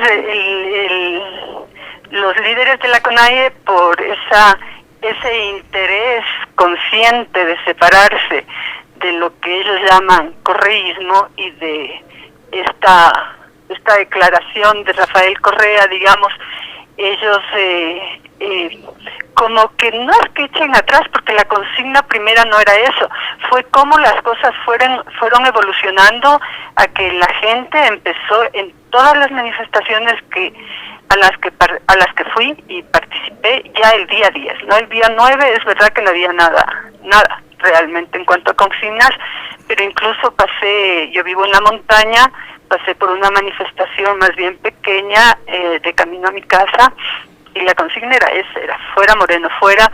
Entonces a los 2 días, ya con la precipitación y todo el desborde de los acontecimientos, se anuncia el diálogo y se anuncia fehacientemente que se va a pedir la derogación de la medida, ¿no? Claro. Entonces, bueno, las perspectivas está muy difícil la situación, no hay libertad de expresión, hay emisoras cerradas. Sí. De hecho, el día 2, el día que se decreta el estado ya hubo, obvio, estado de emergencia, cuando se decreta el toque de queda, fue muy interesante e impactante la reacción del pueblo en todo el Ecuador, pero Quito era un solo estruendo, como no había posibilidad de salir, y te apresaban realmente, ¿no? Mucho menos de participar en manifestaciones, la gente convocó un cacerolazo. Ajá. Y fue estruendosa fue un solo estruendo. Yo estoy enfrente de Quito, a mí me separa de Quito un cañón de río profundo. Estoy en una montaña enfrente de Quito. Quito está al pie del volcán Pichincha y la parte esta donde estaban todas las movilizaciones es como una pequeña altiplanicie. Y en este gran cañón y estoy enfrente, o sea, estoy, digamos, relativamente lejos, y yo escuchaba desde acá algo realmente fue muy fuerte en cuanto entonces a manifestación, ¿no? O sea, la gente se puso a hacerse escuchar a través de cualquier medio. Claro. Entonces, el sentimiento mío y de las personas con las que he conversado es que se logró poco para todo lo que en lo que se luchó, ¿no? Entonces, de aquí en adelante, pues, las perspectivas, yo creo que se rearmará el gobierno y saldrá con otra, buscará otra manera de... Considerar algunas cosas para seguir avanzando con lo fundamental, que es seguir con su plan de neoliberal, ¿no? De reajuste, pero indudablemente que eso es lo que estábamos evaluando nosotros, que realmente lo que se había acordado era totalmente insuficiente en función de los reclamos que tenía la sociedad en general. Apareció hoy un artículo de Atilio Borón que comenta eso, se llama de la Revolución de Octubre, la Revolución de Febrero. Así que está muy interesante. Y el anuncio de la CONAIE de que se va a transformar en una fuerza política ha tenido repercusión. Sabes que la CONAIE es una fuerza política en Claro, pero en una especie de partido político ya formal. El movimiento indígena tenía, no sé si tiene un partido político que es Pachacutic. Y han participado en las elecciones, han sacado muy poca votación. Bueno, una de las cosas que hay que entender es que a partir de la toma de Quito, que eso fue realmente un movimiento revolucionario profundo, la toma de Quito por parte de los indígenas en 1990 y la huelga general que duró una semana, el movimiento indígena fue cooptado por las ONG, ONG norteamericanas, australianas, europeas, o sea, con conciencia de que había que romper esa fuerza, ¿no? Y de ahí en muchos de las posiciones el movimiento indígena, también hay que entender, es profundamente religioso, y no estoy hablando solamente de la religión católica, o sea, profundamente penetrado por el evangelismo, ¿no? Claro. Y las religiones, qué sé yo, yo soy antirreligiosa, Pachamama y todo lo demás, o sea, entonces, pero no deja de ser importantísimo lo que ha sucedido, ¿no? No quiero como dar una idea equivocada. Importantísimo, importantísimo. O sea, y por todo lo que sucedió, por el grado. Ahora fíjense que fue interesante para mí, que creo que lo entendí entre ayer y hoy, porque la represión fue brutal, pero a una acción, una reacción, y la reacción fue tremenda, o sea, de un grado de combatividad que ha generado descalificación, epítetos peyorativos. Entonces yo me preguntaba, ¿y este grado de reacción tan combativa, violenta, a qué responde? Y la respuesta que me di, que creo que, o sea, que entendí, ¿no? ¿Qué sucede? Ecuador, vamos a decir, la industria de la construcción. La industria de la construcción está realizada por indígenas de la sierra. de la región interandina. Quito se ha levantado con trabajo indígena, por no hablar de que comemos los productos de ultra buena calidad a los precios con los que nos alimentamos, quiero decir baratos, por el trabajo indígena, mal pagado, porque ellos son los que nos alimentan.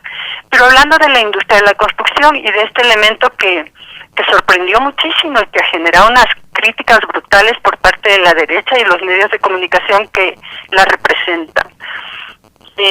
Los obreros de la construcción son de origen indígena. Todas las comunidades, la gente joven, los hombres, vienen a las ciudades a trabajar 3, 5, 6, 7 meses al año en la construcción.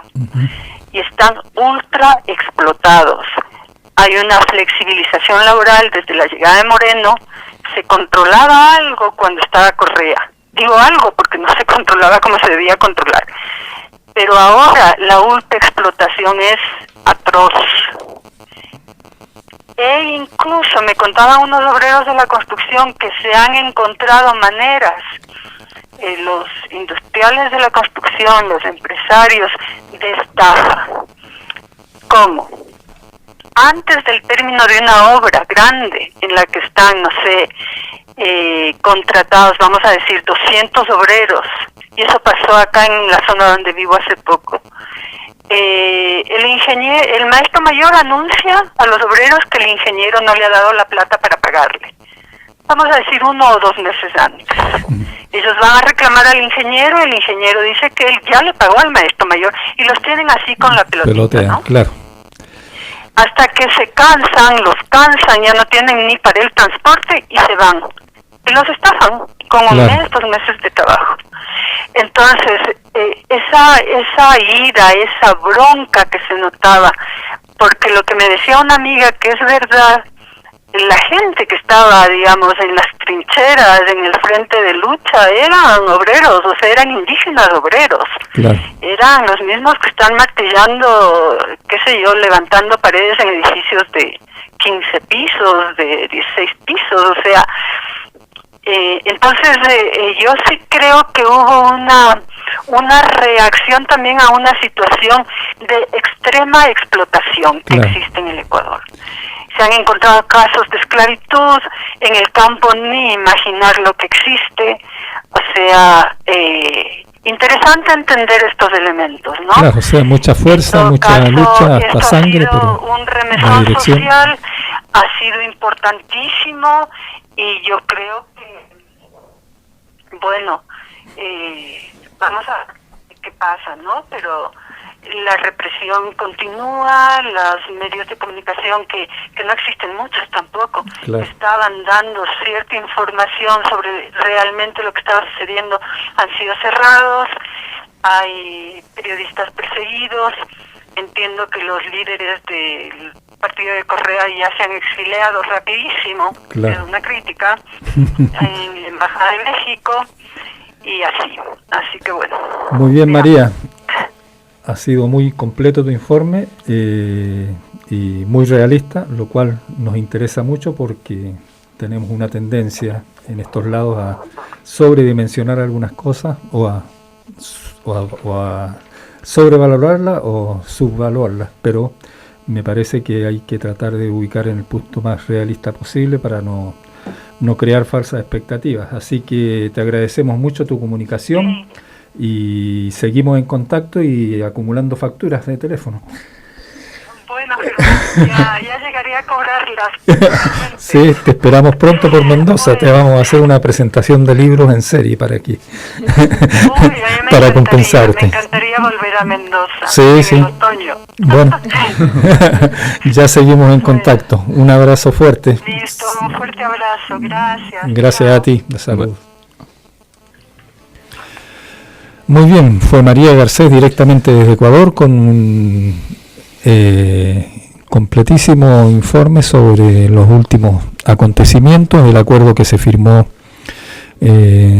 con el gobierno, que ha permitido dar provisoriamente una salida y se han calmado las manifestaciones, pero ella también brinda todos los déficits que tiene ese tipo de acuerdos. y caracterizó bastante bien la situación del movimiento indígena y los movimientos sociales, así que le agradecemos mucho a María este aporte que ha hecho al programa. Y cuánta dominación, ¿no?, hacia los pueblos indígenas, lo dejó bien claro, ¿no?, la explotación que están viviendo y que son los que después se ponen en pie de lucha para hacerle frente a las medidas que está teniendo Ecuador. Esto creo que también nos puede hacer reflexionar y lo podemos llevar en relación a lo que también se vive en Argentina. El tema de la penetración de la religión, no solo la católica, y ahora, antes era principalmente la católica, pero ahora el tema de las religiones evangélicas, en la cual alguna vez vamos a tener que hacer algún programa, algún informe sobre lo que está pasando en Latinoamérica, porque tiene que ver mucho también con el surgimiento de las derechas y de las ultraderechas. En Brasil han jugado muy importante en el apoyo a Bolsonaro. Incluso nos comentaba la compañera que entrevistamos para lo de Uruguay, también hay un sector de ultraderecha que está participando en las elecciones y que tiene un porcentaje, por lo menos en las encuestas, interesante. Y lo mismo en Bolivia. Incluso en Bolivia hay un candidato de ultraderecha, un pastor evangélico descendiente de coreano, que está participando. Así es. Entonces, ¿cómo la colonización o la colonialidad no ha desaparecido, ¿no? ¿Cómo se hace presente a través de estos procesos de dominación? Bueno, para este programa también habíamos preparado un tema que también trae sus controversias, ¿no?, y que necesitamos charlar. Pero bueno, como tiene tanto contenido, vamos a escuchar un audio primero y comentar algo sobre, ¿no?, estas formas de dominación que tiene que ver con el 12 de octubre. Aprovechando, ¿no?, que claro, que está fresquito el 12 de octubre. Exactamente. Así Más fresco que nunca. Exactamente. Así que ahora, bueno, los invitamos a todos a escuchar un audio de Osvaldo Bayer que nos hace pensar sobre el Día de la Diversidad Cultural.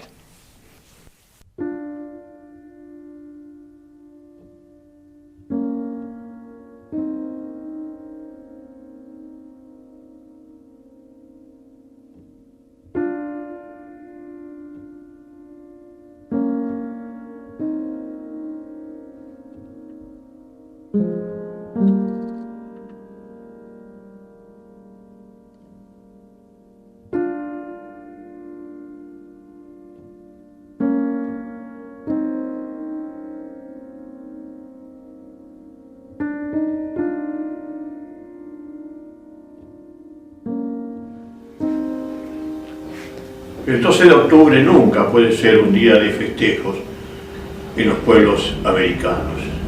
Es el comienzo del imperialismo europeo. La llegada de Colón y de todos los españoles y portugueses y de otras nacionalidades que comenzaron a llegar fue para llevarse el oro, fue para llevarse la plata. Esclavizaron a los pueblos originarios, comenzaron a llevarse todas las riquezas de aquí. Las distintas formas de esclavitud con que fueron sometidos los pueblos originarios es increíble. El amita, el yanaconazgo y tantas otras. La esclavitud. Eso hicieron los países cristianos. Vinieron a llevarse las riquezas, nada más que a eso. Entonces, ¿cómo vamos a festejar eso? Por ejemplo, en la Casa de Gobierno argentina, ahí en Buenos Aires, ¿quién está al lado de la Casa de Gobierno, mirando hacia el Río de la Plata? Cristóbal Colón. Cuando tendría que estar allí Túpac Amaru, ese libertador, ese hombre que quiso terminar con la esclavitud de su pueblo y se levantó, fue derrotado y tuvo la muerte más espantosa de la historia del mundo. Pues lo tomaron preso y primero trajeron a su hijo mayor y todo atado y le cortaron la cabeza delante del padre. El padre Túpac Amaru tuvo que ver todo eso. Estaba completamente atado él. Después los españoles trajeron a los 3 mejores amigos de Túpac Amaru y le cortaron la cabeza. Después trajeron a la mujer de Túpac Amaru y delante de su marido le cortaron la cabeza. Todo esto tuvo que ser visto también por el hijo menor de Tupac Amaru, que vio cómo mataban a su madre. Y también tuvo que ver, 14 años tenía ese chico, tuvo que ver cómo mataron a su padre. Finalmente Tupac Amaru es bajado, atado a 4 caballos, cada uno en cada brazo y en las 2 piernas. Y estos 4 caballos empezaron cada uno a tirar para su lado, para descuartizarlo al salvaje, como decían los católicos españoles. Todo esto bendecido por la Iglesia Católica, con un cura. Y como no pudieron, el salvaje, como dicen, era demasiado fuerte, lo bajaron de las cuerdas y lo ejecutaron.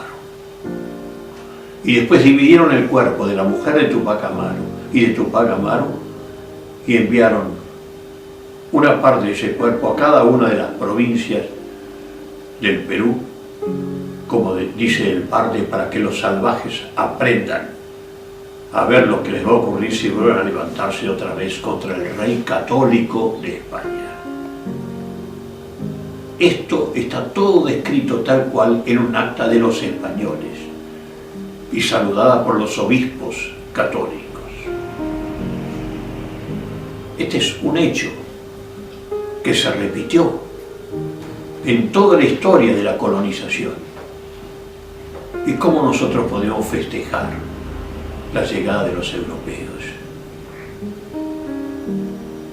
Por lo menos tenemos que comprender por qué esos pueblos originarios se defendieron de todo ese tremendo imperialismo, de toda esa tremenda bajeza de la explotación del hombre por el hombre. Por eso nos parece muy bien que en la Argentina ya no se festeje más el 12 de octubre como la llegada de los españoles, sino realmente ahora como un lugar, como un día de la meditación.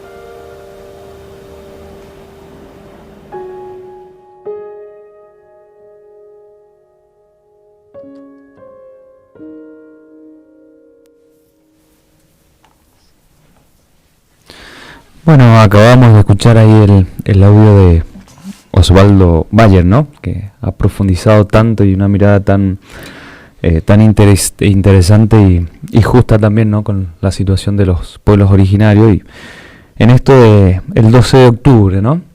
Que nos trae a la reflexión este hecho histórico que le cambió la vida y la fisonomía a este continente, ¿no? Y le cambió toda la situación a todos los humanos que vivían de este lado del charco, ¿no? Y que nos ha posicionado en una situación de desventaja totalmente, ¿no? Y que nos ha marcado en un lugar, en una posición de marginalidad tanto desde lo económico, lo cultural y socialmente, ¿no? Entonces, cómo trabajar este tema, sobre todo en los ámbitos educativos también, ¿no? Que son los que han podido también poner en agenda este hecho histórico y desde qué manera, ¿no? Y desde dónde también se están trabajando, qué habla la sociedad en relación a este día, qué dicen los pueblos originarios también en relación a este día. Entonces realmente es Día de la Diversidad Cultural, respeto a la diversidad cultural, sin duda es superador, ¿no? Al 12 de octubre como Día de la Raza, sin duda que es un paso superador, ¿no? Que hoy hablemos del tema de la diversidad, pero ¿qué dirán los pueblos originarios también en relación a este nombramiento que tiene este hito histórico en esto de la diversidad cultural? Son culturas en condición de igualdad, son culturas armoniosamente conviviendo en un espacio, en un continente, o falta mucho para llegar a ese, ¿no? Por ejemplo, yo me preguntaba que este fin de semana fueron también las fiestas en la laguna del Rosario. Uh-huh.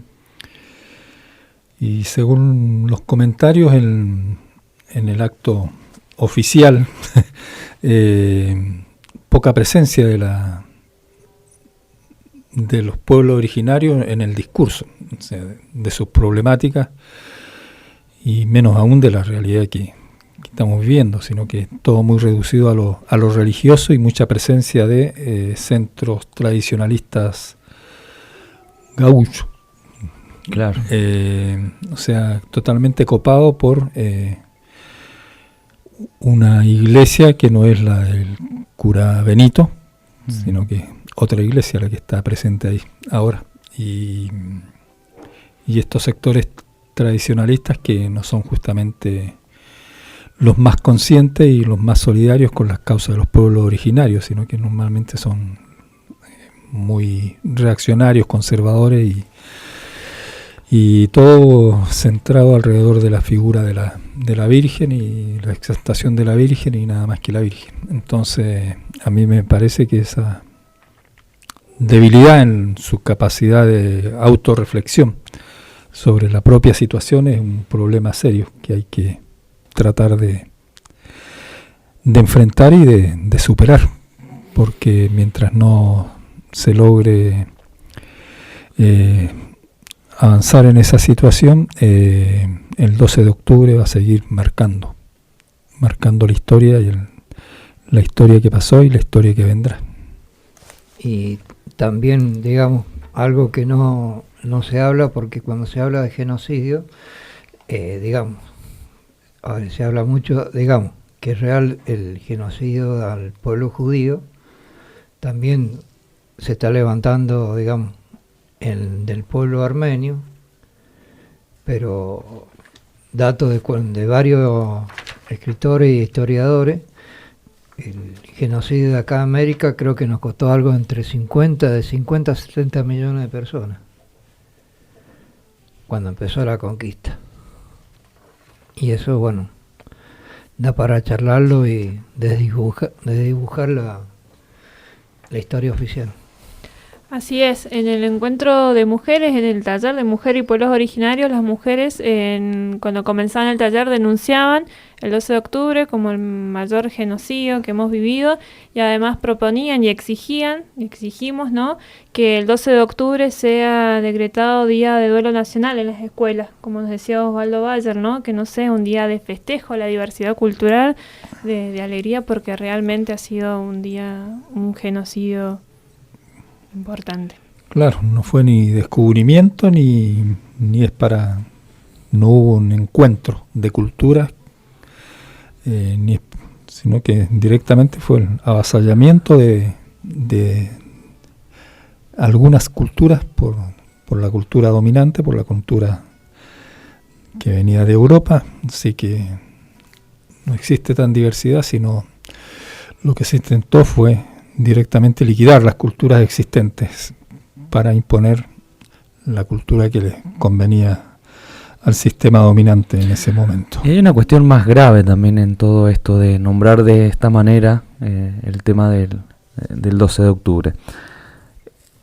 Primero, que en el tema de poner un clima festivo, ¿no? Participar en algunos actos escolares donde se representa esto de la diversidad cultural como algo festivo, el encuentro entre culturas y claro, la fiesta, y que salen unos de un grado bailando una danza, no sé, italiana, española y demás, de otro lado con la huipala, los pueblos originarios y demás, y como querer instalar esa imagen de que estamos todos armoniosamente respetándonos esta diversidad cultural, pero no es lo que sucedió, y además está desbaratando el tema de la reparación y la deuda histórica que hay con los pueblos originarios, porque acá no hay nada de equilibrio, no hay nada de igualdad en cuanto a cultura, sino que detrás hay una reparación que se adeuda y que los pueblos originarios no retroceden también en eso, de que ha habido una lesión histórica a las sociedades originarias de este continente, que los estados tienen que seguir en el diálogo, en el respeto al derecho de consulta, que tienen que escuchar a los pueblos originarios para colaborar en esa reparación que ese mismo estado han generado en generaciones atrás con los pueblos originarios, ¿no? Así que para aquellos que son pagadores seriales con las deudas externas del Fondo Monetario y demás, hay que recordarles estas deudas históricas con los pueblos originarios para que se transformen también en pagadores seriales de estas deudas. Exactamente. Y bueno, y hablando de estados que establecen diálogos, ¿no?, con los pueblos indígenas, un estado que ha podido y que sigue haciéndolo, el estado boliviano, el estado plurinacional de Bolivia. Ese estado que próximamente viene con elecciones presidenciales, con Evo Morales, ¿no?, con un candidato ahí importante. A la reelección en su cuarto periodo, probablemente. Sí, y estuvimos con el presidente y el vicepresidente del comité que se formó en Mendoza, del MAS, Movimiento al Socialismo, Instrumento Político para la Soberanía de los Pueblos, que es la herramienta política que construyeron los movimientos sociales en Bolivia para respaldar políticamente a Evo Morales y al gobierno boliviano. Así que estuvimos con el presidente y vicepresidente en Mendoza del MAS. Vamos a escuchar ahora brevemente un audio. De las elecciones que bueno, estamos con el compañero Elmer Ricardes, vicepresidente del MAS y PSP de Mendoza, y el compañero Elo Choque, presidente de la organización política que respalda a Evo Morales como un candidato a presidente para las elecciones que se realizarán el domingo 20 de octubre. Bueno, primero quería preguntarles cómo están los preparativos para la votación acá en Mendoza. Bueno, buenas tardes, señores audientes. Los preparativos está ya, digamos, todo muy bien. Ya está todo bien preparado, ya está listo para las elecciones del 20 de octubre acá en Argentina, en Mendoza. Entonces todo está preparado, ya está todo listo. Ya tanto el comité del partido MAS también ya lo tiene todo preparado. Y en este momento se está haciendo la capacitación para los delegados de nuestro partido, a todos los delegados que van a estar en los diferentes predios. Y bueno, lo que yo puedo dar un pequeño mensaje sería de que a todos nuestros hermanos bolivianos que residen en Mendoza, el 20 de octubre, vayan a votar, porque es necesario dar el apoyo al presidente Evo Morales, por muchas razones que todos los hermanos bolivianos lo conocen todo por lo que ha trabajado el presidente Evo Morales para el pueblo. Muy bien. ¿Cuántos ciudadanos bolivianos hay empadronados en condiciones de votar en Mendoza en estos momentos? Bueno, buenas tardes, señores oyentes. En Mendoza tenemos aproximadamente 14.000 inscritos. Y bueno, no, la idea es que todos vayan a votar, incentivándonos. Estamos trabajando en este proyecto para que el 20 de octubre puedan todos ir a votar. Por ejemplo, mañana 16 de octubre estamos haciendo el cierre de campaña con apoyo al hermano Evo Morales toda la movilización que hemos hecho. El cierre es a las 19 horas en Cancha Martínez, en Jaime Matusoyos. Y el 20 de octubre esperamos que todos los hermanos bolivianos que vayan a votar con el apoyo a nuestro hermano Evo Morales, que es el único que va a quedar en la historia boliviano, campesino, que ha podido devolvernos la dignidad a todos los bolivianos, ¿no? Hace años atrás muchos hemos migrado por un tema que ningún anterior gobierno pudo trabajar. Pues los campos hemos sido olvidados totalmente y no podíamos, la poca producción que teníamos no podíamos sacar hacia la ciudad para poder vender y sustentar la familia. Hoy en día tenemos unos puentes, no son grandes, tenemos puentes, tenemos por lo menos lo que es la pavimentación, llega a ciertos lugares, entonces podemos sacar la mercadería que tenemos del campo hacia la ciudad y poder vender y sustentar nuestra familia. Entonces por eso nuestro apoyo es al hermano Evo Morales, como mi persona. Hemos sufrido. Muy bien, ahí teníamos parte de la entrevista que hicimos al presidente y vicepresidente del MAS boliviano en Mendoza. También entrevistamos al responsable político del consulado boliviano en Mendoza, pero por razones de tiempo no vamos a alcanzar a pasarlo. De todos modos, los conceptos que él manifestó en la entrevista son muy interesantes y próximamente los daremos a conocer, ya que van más allá de la cuestión electoral. La cosa es que ahora se está desarrollando justamente el acto de cierre de la campaña electoral de Evo Morales en Mendoza. Recordemos que hay una cantidad importante de ciudadanos y ciudadanos bolivianos en Mendoza, de la cual se ha empadronado la cantidad de 14.000 personas. Esos son los que están habilitados para votar afuera. También íbamos a tratar en este programa el tema de las elecciones en Uruguay, pero no vamos a alcanzar, así que quedarán, como son el domingo 27, todavía tenemos tiempo para tratarlo en el próximo programa. De todos modos, consideramos importante volcar aquí lo que va a pasar en Bolivia el próximo domingo. Además de la candidatura de Evo Morales, se presentan 8 candidatos más de opositores, entre los cuales el más importante es Mesa, que ya fue presidente. La mayoría de los que se presentan ya han tenido cargos en administraciones anteriores, como presidente, como vicepresidente o como ministros, así que ya tienen su prontuario construido. Y por eso se vuelven a presentar. Pero lo preocupante es que ha surgido también un sector de ultraderecha boliviano, encabezado por un pastor descendiente de coreanos, pastor evangélico, así que su nombre es coreano, y se ha presentado también con una fórmula propia a las elecciones. Sabemos que en Bolivia el tema del racismo, de la discriminación, es muy importante, y si bien ha habido avance en estos últimos años, todavía sigue subsistiendo. Así que le deseamos el mejor de los éxitos y apoyamos con toda nuestra fuerza esta campaña para la reelección de Evo Morales en Bolivia.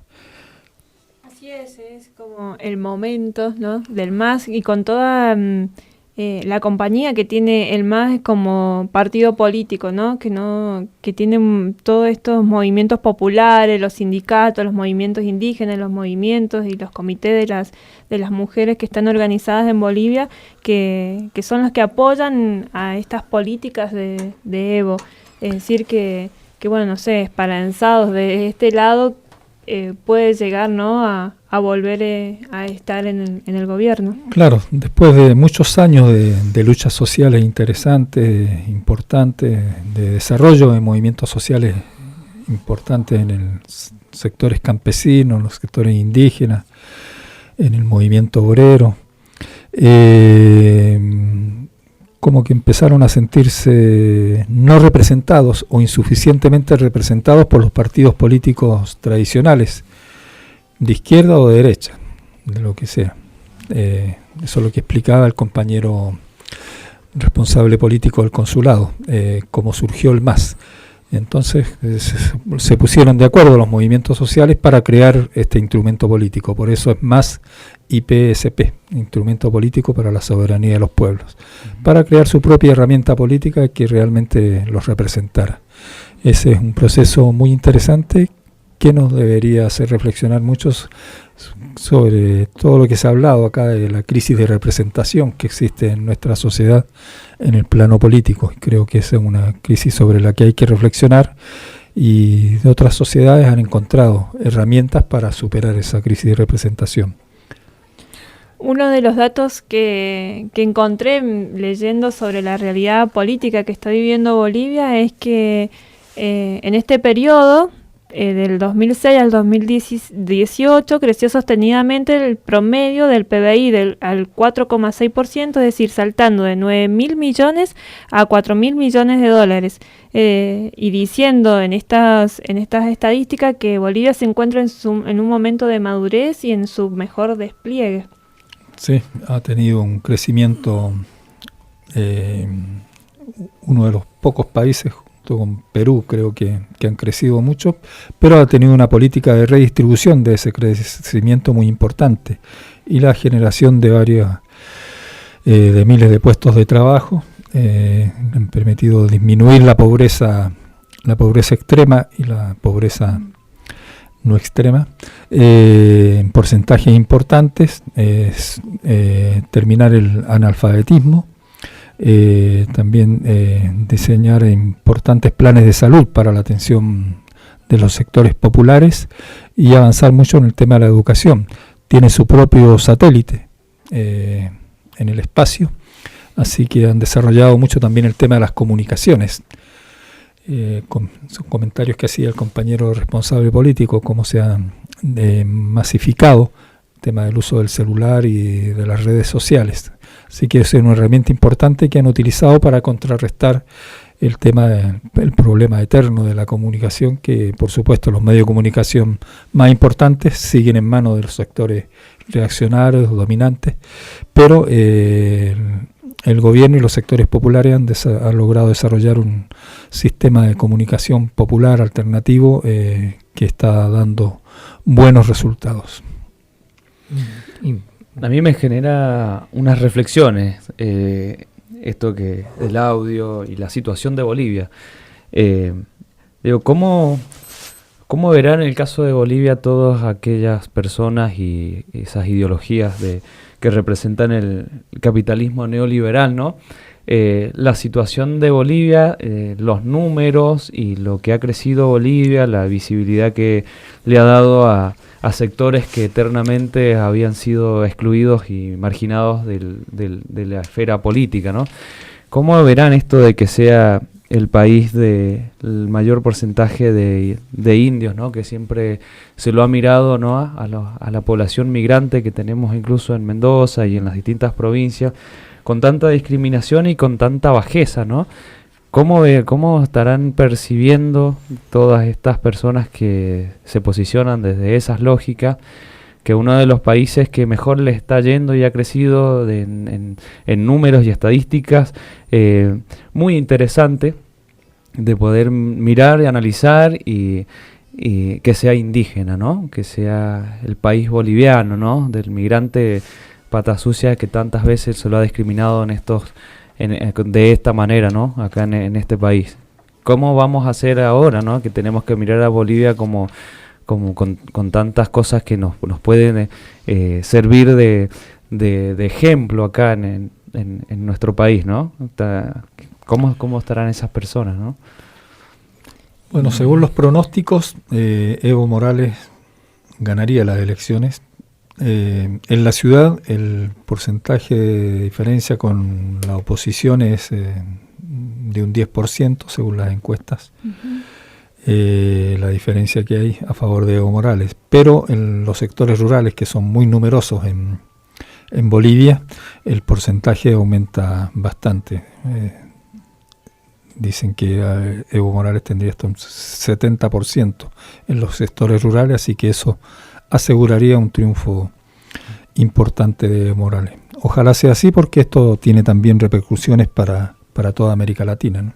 La reafirmación del liderazgo de Evo Morales en Bolivia significaría un refuerzo más para el avance de los sectores progresistas, populares, democráticos en este continente que está sufriendo las agresiones de todo tipo por parte del imperialismo y de las derechas. Y otra cosa que se habla poco, pero que es muy importante, que ha logrado especificar su peso. Su economía. Su economía, y ahora el que todo se hace a través del peso, su moneda nacional, y no a través del dólar. Y aunque nos pese y nos llena de vergüenza, ellos tienen un 4% de inflación anual.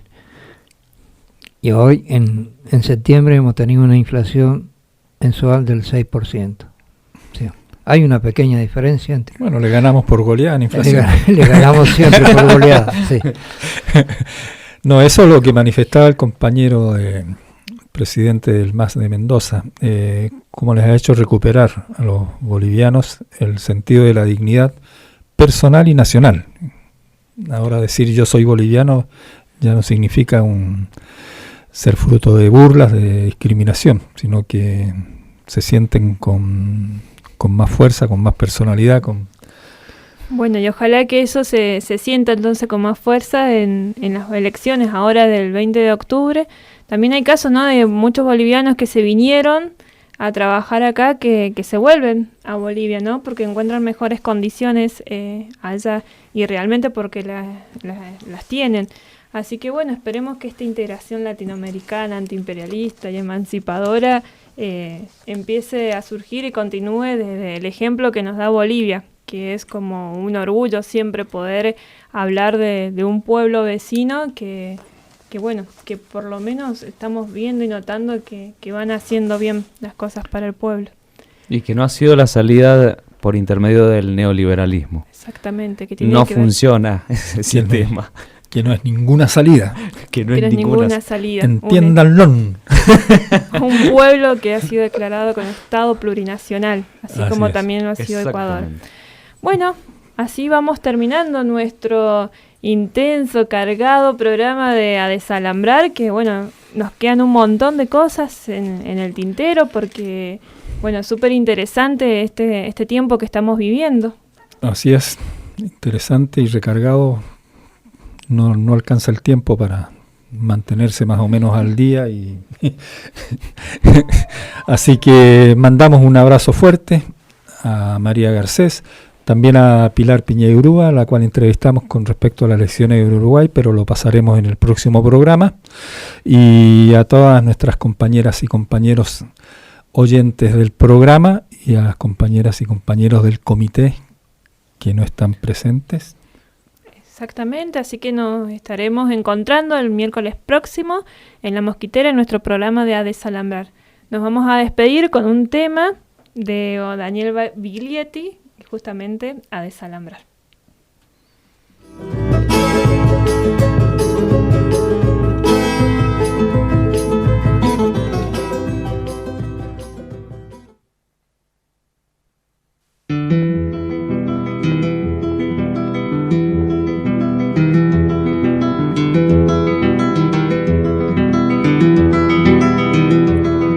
Yo pregunto a los presentes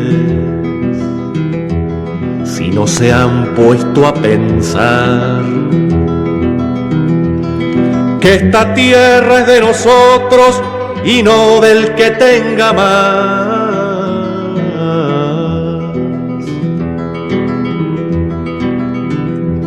Yo pregunto si en la tierra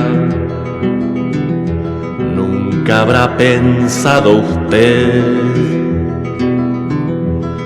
que si las manos son nuestras, es nuestro lo que nos dé. A desalambrar, que la tierra es nuestra, es tuya y de aquel, de Pedro y María, de Juan y José.